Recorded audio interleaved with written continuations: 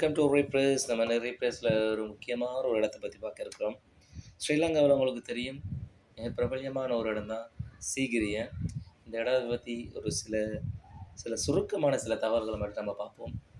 இங்கே பார்த்துட்டு இருக்கிற இந்த இடம் வந்து சீகிரியா வந்து ஒரு மலை குன்று அப்படின்னு சொல்லுவாங்க.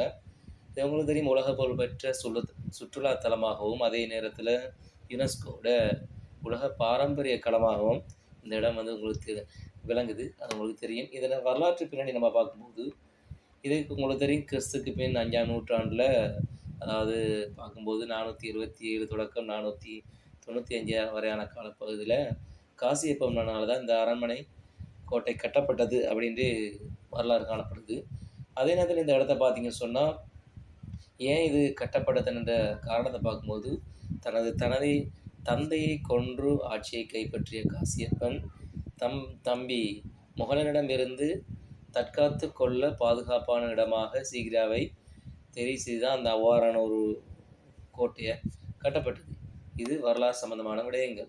இதை தவிர இந்த இடத்தை பொறுத்த வரைக்கும் கட்டடக்கலை அதே போல் ஓவியம் போன்ற விடயங்களில் பல சிறப்பம்சங்கள் காணப்படுது. இது சிங்கப்பாறை என்றும் சொல்லப்படுகிறது. இந்த குன்றின் வடிவம் வந்து ஒரு சிங்கத்தின் உடல் போல இருக்கிறதால அவ்வாறு பேரை இதுக்கு சொல்கிறாங்க. அதே போல் எடுத்துக்கினா இங்கே காணப்படுகின்ற ஓவியங்கள் பொறுத்த வரைக்கும், ஃப்ரெஸ்கோஸை பொறுத்த வரைக்கும், இது உங்களுக்கு தெரியும், இந்தியாவில் உள்ள அஜந்தா ஓவியங்கள் பாணி ஒத்ததாக இருப்பதாக வரலாற்று ஆசிரியர்கள் சொல்கிறாங்கன்னு படிச்சிருப்பீங்க. அதே போல் இங்கே மிரர் ரோல், அதாவது கண்ணாடி சுவர் என்ற ஒரு விடயம் காணப்படுது. இந்த மன்னர் காலத்தில் என்ன செஞ்சாங்க, நன்றாக மெருகூட்டப்பட்ட இந்த சுவர்களில் அந்த கால பயணிகள் எழுதிய கவிதைகள், சீகிரிய குறுங்கவி என்று போன்ற விடயங்கள்லாம் காணப்படுது. அதே போல் நீர் பூங்காவும் இங்கே காணப்படுது. இவ்வாறு பல சிறப்பம்சங்களை கொண்ட இந்த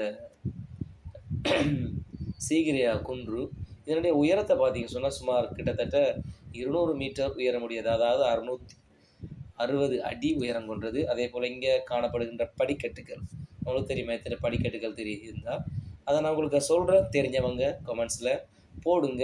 இந்த சீகிரியா குன்றில் எத்தனை படிக்கட்டுகள் காணப்படுது அப்படின்னு சொல்லி போடுங்க. ஸோ உங்களோட இருந்து நாங்கள் எதிர்பார்க்குற உங்களோட ஆன்சர் சரியான ஆன்சர் வரும் பட்சத்தில் உங்களோட பேரை நாங்கள் அதில் பின் பண்ணுவோம்.